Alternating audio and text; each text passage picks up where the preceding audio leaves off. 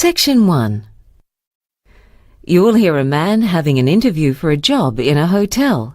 First, you have some time to look at questions 1 to 4.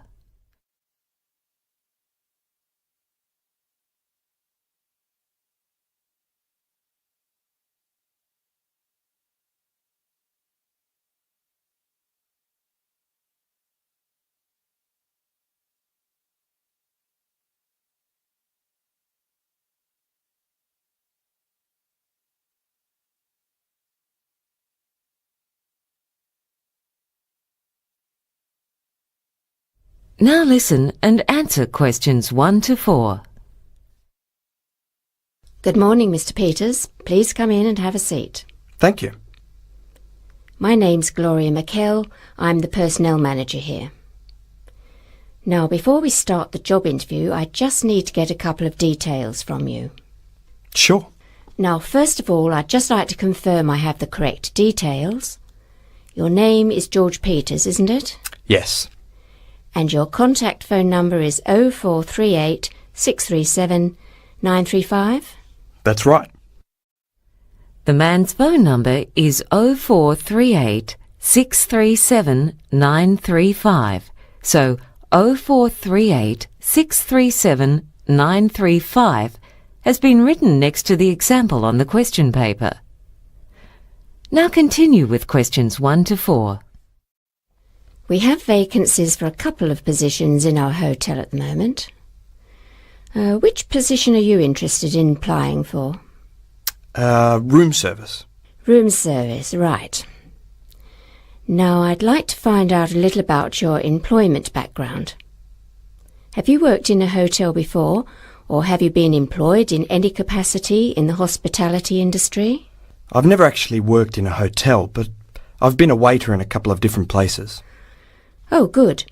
I'm sure that experience will come in handy. Also, at the moment, I'm doing a course. Oh, what are you doing? I'm studying tourism management. I'm in the second year of a 3-year course. That's good to hear. Oh, by the way, we have quite a few international guests staying here. Do you speak any foreign languages? I did French at high school, and I'm studying Korean as part of my diploma course. And how well do you speak those languages? Well, I can have a simple conversation in French, but my Korean's still fairly basic, though I think it'd come in handy with room service. Good. Before you hear the rest of the conversation, you have some time to look at questions 5 to 10.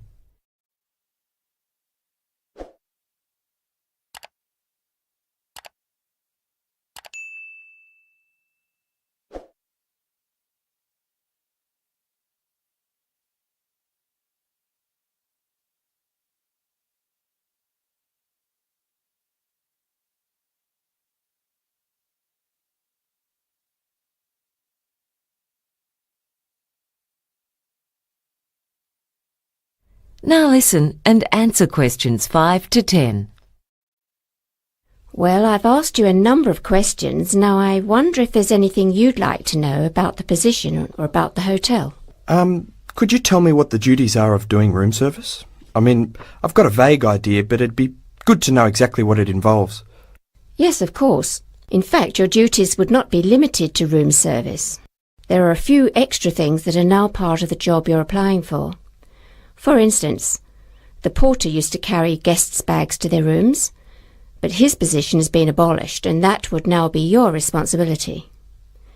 Unlike a waiter, you don't take their orders for food. The kitchen staff does that by phone.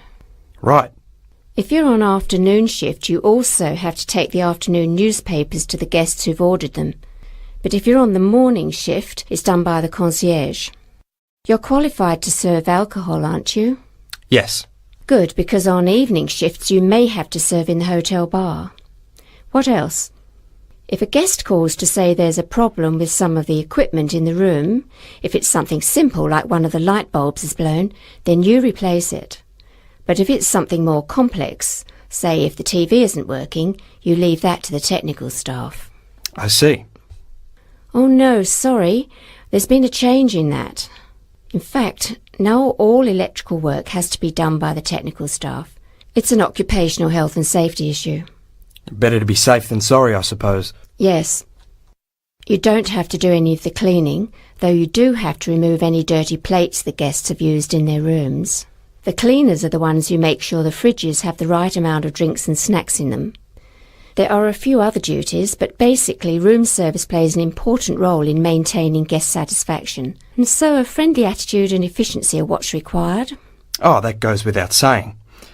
And could I ask about the pay and conditions? Of course. The pay is $20 per hour, and $25 per hour between 10 p.m. and 6 a.m, as well as on Sundays. Right. And what's provided by the hotel? For instance, I suppose there's a uniform to wear? Yes, the hotel provides the jacket and trousers. However, you'd be responsible for doing your own laundry. Uh-huh. Oh, yeah, what about transport? Like, if we finish a shift around midnight, does the hotel pay for taxi fares to get back home? We used to do that, but now instead we allow staff to park for free on the premises. It can be very hard finding a parking space on the street around this area. Yeah, I had trouble getting a spot when I came here today. Yes, it's a busy area. I might just add that we pride ourselves on having a well-trained staff, so it's a good thing that you're doing your diploma. Yes, it's been a very interesting course so far. Good. Oh, one other thing, we also pay for medical insurance for all our employees as an extra incentive for working with us. Oh, that's good. And until recently, we provided 1 meal per shift as well, but that's been discontinued. Right. Well, I think that's all then. I'll give you a call later in the week and we can talk further. Uh-huh. Well, thank you very much. That is the end of section 1. You now have half a minute to check your answers.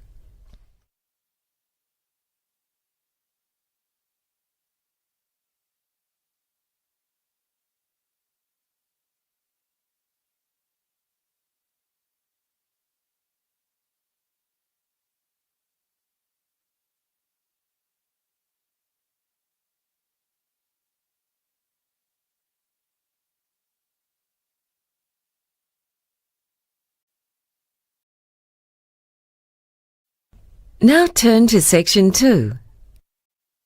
Section 2. Timothy Curtin is an officer at the Department of Immigration. You will hear him talking to foreign students at a business college regarding visa regulations. First, you have some time to look at questions 11 and 12.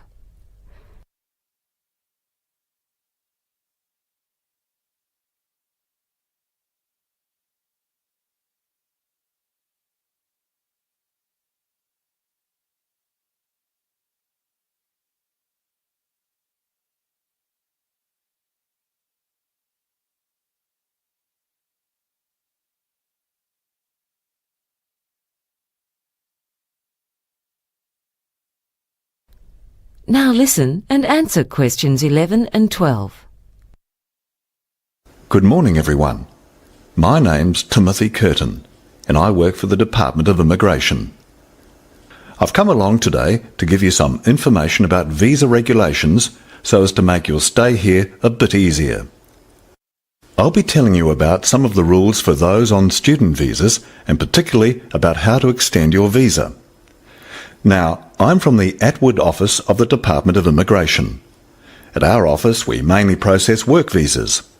However, in the office where I used to work, I dealt mainly with student visas, which is why I was chosen to speak to you today. For other matters, such as residency applications or medical visas, you need to go to the Hampstead office of the department. For visas for people who are here on holidays, you can go to any office of the Department of Immigration. As you would know, there are certain conditions for people who hold student visas. For instance, if you move, you have to tell your college. The college then has to inform the department by mail, giving both your old and new address. You can change the college where you study, but you have to let the department know that you've enrolled with a new college. You're also allowed to work, but remember that the maximum you can work is 15 hours per week, because you're here as full-time students, so your main focus has to be on studies. You can also take up to 3 weeks holidays between courses. If your marital status changes, you have to inform the department and provide us with a copy of the marriage certificate within a month of the wedding.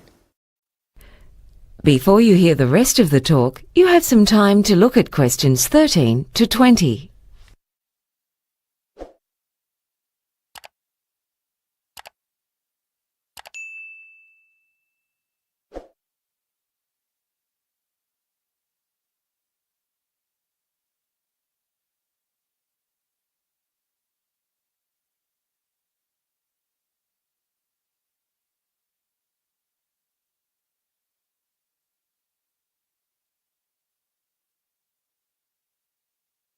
Now listen and answer questions 13 to 20. What I'd like to do now is go through the steps you have to follow when you want to extend your student visa, because a lot of students have to do that at some point while they're in this country. The first thing you have to do if you want to extend your visa is to pay for the next course you're planning to take. As you know, all courses have to be paid in advance. The course itself has to be of at least 4 months' duration, and you are advised to submit your visa application at least 2 months before the course is due to commence if possible. You need to keep a copy of the receipt of payment and send us the original. We advise that with all the documents you send us, that you keep photocopies for yourself, just in case any go missing. You'll also have to get a letter from the college you've been attending, which states your attendance record at that college. You already know that one of the requirements of a student visa is that you turn up to a minimum of 75% of your classes. If you've been absent for more than 25% of classes, you'll have to provide medical certificates stating that you were ill and unable to attend classes on those days.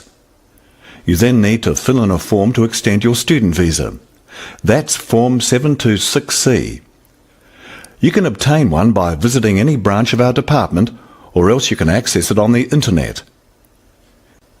At the end of my talk, I'll be handing out a brochure that gives our website address, as well as the addresses of department offices throughout the country. On top of that, you'll also need to be able to show that you have the means to support yourself while in this country. It's been estimated that the average student needs $15,000 a year to live on, and for that reason you'll need to prove that you've got at least $6,000 in a bank account. It's got to be a bank account in this country, so $10,000 in a foreign account is of no use. Of course, your passport has to be still valid. And what else? Ah yes, then you'll need 3 passport photos. Make sure they're fairly recent photos. You then take all these documents and the form down to the immigration office, along with your passport. As you can see, there's quite a lot to do, so don't leave it till the last minute.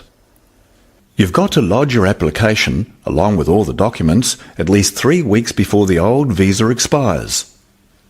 You have to pay for the visa application too, and that money's non-refundable. You can pay by cash, credit card or cheque. Oh, by the way, it'll cost you $325 to apply for an extension of your student visa. Wait, let me check that. Oh, that's right, it's gone up to $435. Then it'll take about a week to process your application. But we also have to make allowances for weekends and public holidays, and at times we have heavy workloads, so it may take as long as 12 working days before you get a reply. You might hear from us before that, but don't contact us before that period of time has passed.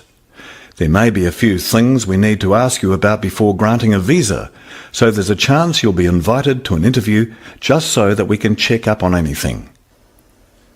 But we'll let you know if we think that's necessary. Don't worry, if you can't remember all these things I've been talking about, they're all on Form 726C. Well, I think that's about enough from me. Now, do any of you have any questions? That is the end of Section 2. You now have half a minute to check your answers.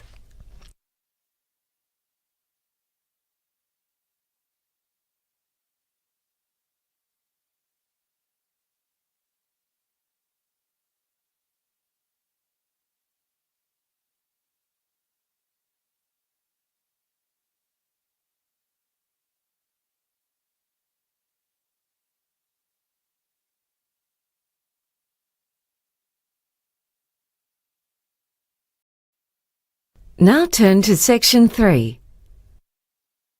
Section 3.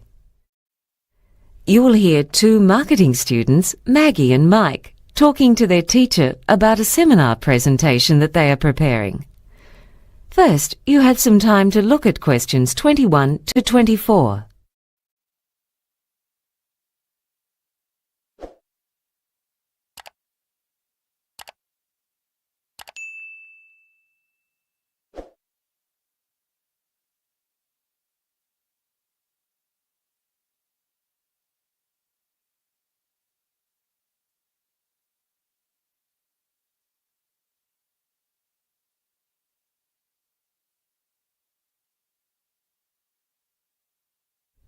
Now listen and answer questions 21 to 24. So, you two are going to give a presentation next week about the beauty industry, aren't you? Yeah, we've divided it into two sections. First we'll be looking at the place of the beauty industry in the economy. Yeah, and then we were going to look at what drives it, as well as some recent trends. That sounds like a good way of doing it. OK, Mike, how are you going to be starting off? Well, first we were amazed at the size of the industry. It's measured in billions, not millions. It's worth $160 billion a year globally. That figure includes products for hair care. They're worth $38 billion alone. Then there's makeup and perfume. I think that's $15 billion. Plus cosmetic surgery, skincare products, diet pills and health clubs. In America, more money is spent on beauty than on education. Really? Yeah. The profits of the leading company in the industry have been growing by 14% a year for the last 13 years. And the industry as a whole has been growing at a rate of 7% a year. In India, sales of anti-aging creams are growing by 40% a year. And you know the Avon ladies? Well, there are 900,000 of them in Brazil, which is more than the number of people in its navy and army. Amazing. Now, just going back a bit, you mentioned cosmetic surgery. Do you have any data on that? Yeah. It's worth $20 billion a year now, and the number of procedures they do in the US has jumped by more than 220% since 1997. Botox injections to remove wrinkles are the main thing done these days, but nose jobs and fat removal are still very common. And there's been a real boom in teeth whitening. Also, because the cost of cosmetic surgery has really come down, a lot more people can afford it now. And do you know much about the history of the industry? Well, the modern beauty industry really started up about 100 years ago. When photography became widespread, it became much easier for the public to see idealised standards of beauty, and people wanted to buy the products to make themselves look like the models they saw in magazines. By the middle of the century, scientific advances led to changes in the ingredients used in many cosmetics, which made them more affordable, and packaging made them more attractive. Before you hear the rest of the conversation, you have some time to look at questions 25 to 30.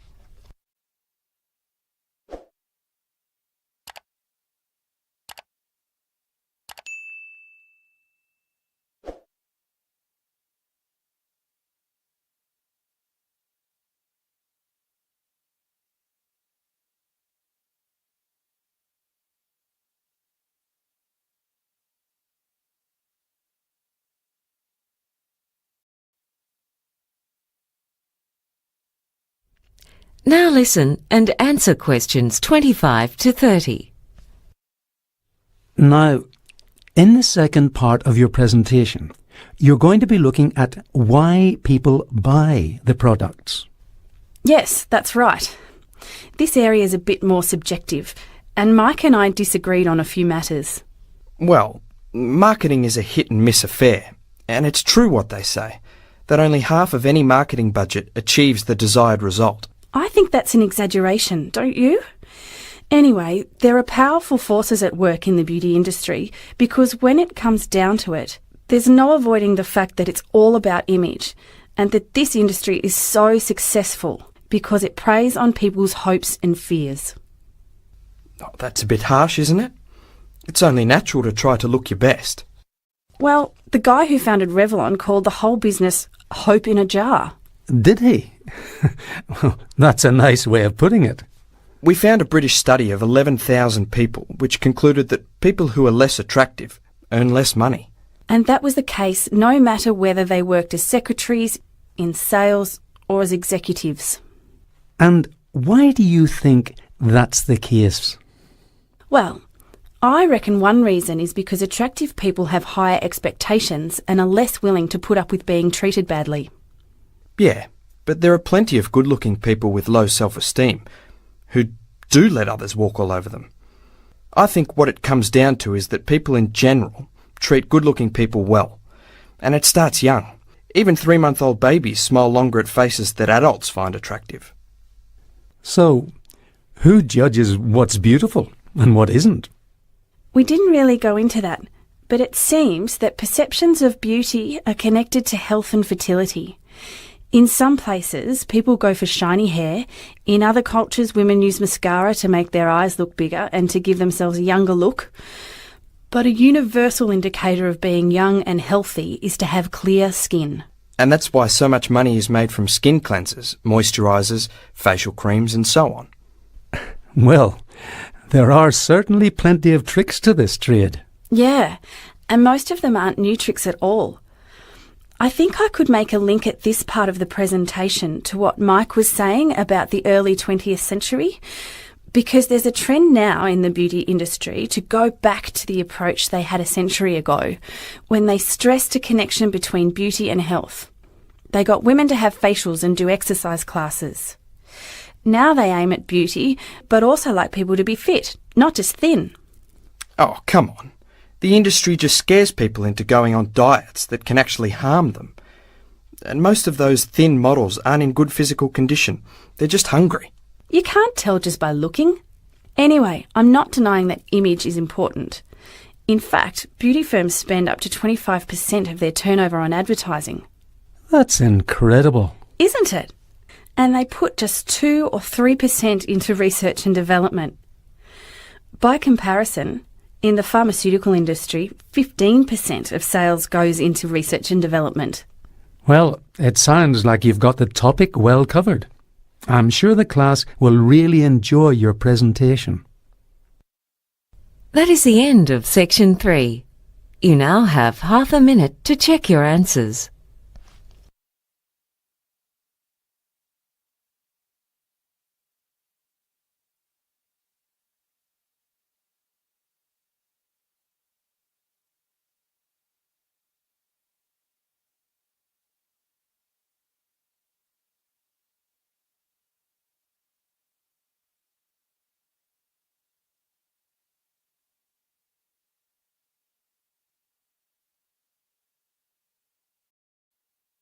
Now turn to Section 4.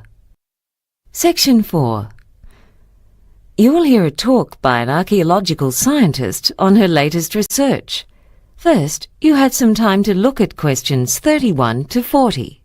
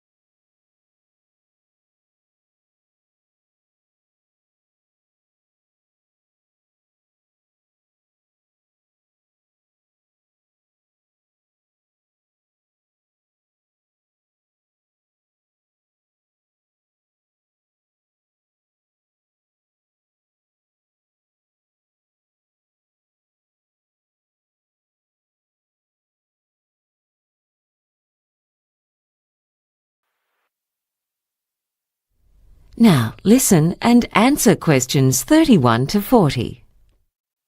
Good morning, ladies and gentlemen. Many of you may remember that in 1991, a couple who were hiking high in the mountains on the border between Italy and Austria found the body of a man who had died 5,300 years ago. This corpse was later given the nickname the Iceman. Fortunately, a complete set of clothes and a variety of gear were found on or near the corpse, and these give us further clues as to his identity. Today, I'd like to speak to you about some of the latest findings on the Iceman. Scientists have learned from the Iceman's corpse in the same way as detectives investigating a murder gather clues from the victim's body.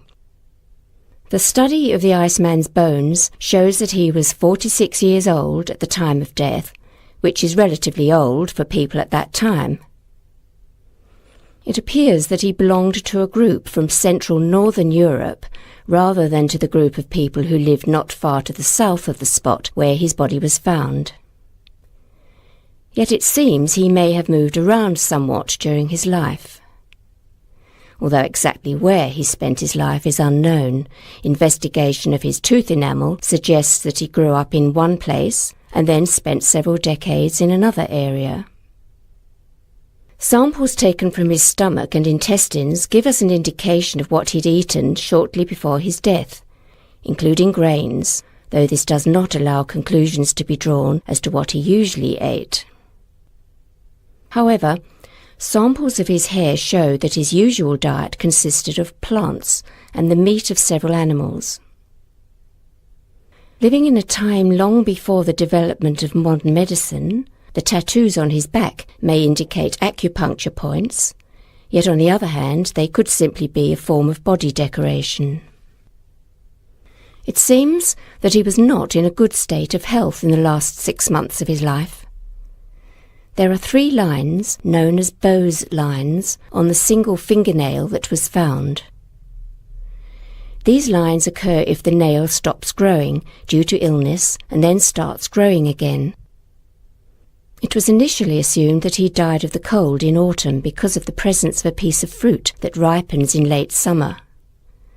Yet there is now strong botanical evidence that he died in spring. This is because pollen of the hop hornbeam tree was found in his intestines, and that small tree blooms only in late spring. So he may have breathed some in or drunk some water containing the pollen shortly before his death.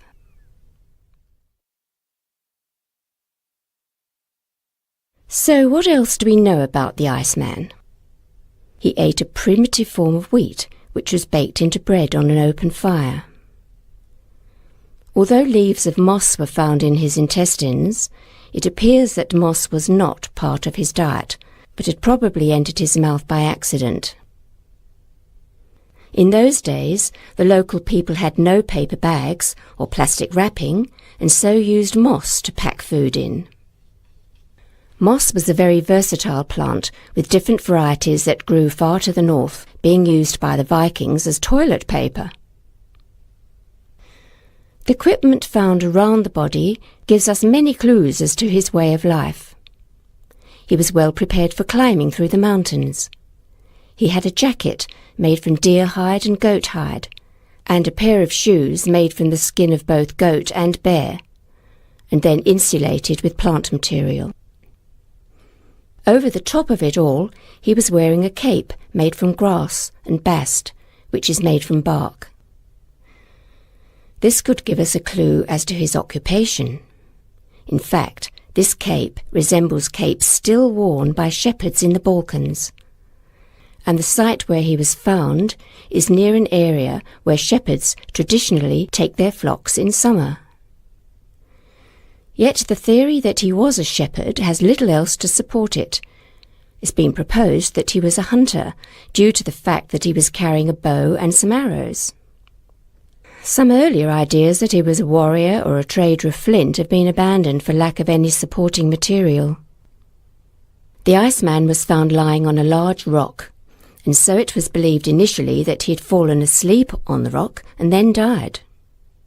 However, the consensus now is that he died nearby and then floated into that position during periods when the ice thawed. There are several indicators for this. First, the awkward position of his left arm. Second, the position of his right hand, which was stuck under another rock. Third, the missing outer layer of skin. And the fact that some of his belongings were a few metres from the body. Despite these interesting findings, there are still many things that we don't know about the Iceman. What was he doing up there high in the mountains, apparently by himself? Did he die from exhaustion and cold while running away from danger? We may never know exactly what the cause of death was, because this would require an autopsy, which has not been allowed as it would cause too much damage to the corpse. When the body was first removed, it was thought to be that of a missing mountain climber, and a number of people disturbed the site, wrecking a good part of the evidence in the process. But hopefully, with further research, we will be able to solve some of the mysteries that still surround the Iceman, who's already taught us so much about the way of life at that time. That is the end of section 4. You now have half a minute to check your answers.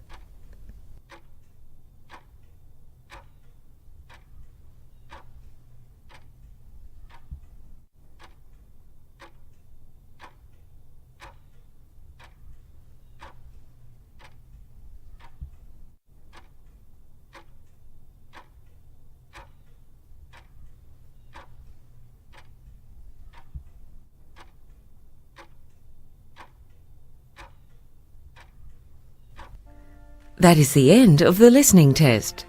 You now have 10 minutes to transfer your answers to the answer sheet.